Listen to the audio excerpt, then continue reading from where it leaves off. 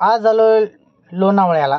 मग मी झुमली फूड इथे, कारण इकडे भरपूर सेलिब्रिटीज जेवणासाठी येतात. भरपूर फेमस हॉटेल आहे.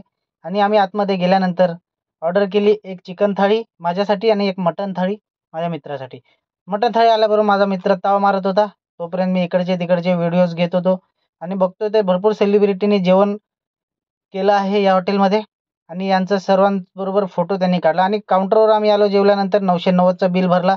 बिल भरून झाल्यावर आम्ही बाहेर निघालो तर बघतोय तो उन्हाचा तडाखा जोरात होता.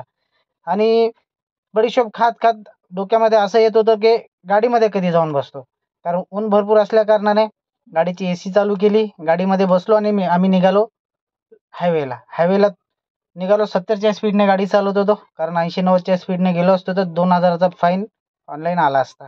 थोडासा पुढे गेल्यावर आम्हाला बोगदा मिळाला आणि बोगद्याच्या आतमध्ये एंटर करणारच तो आम्हाला असा फील होत होता की असा चंद्रावर आम्ही आकाशामध्ये गेलोय आणि रात्रीचे तारे आम्हाला दिसतात, कारण तसंच फील होत होता.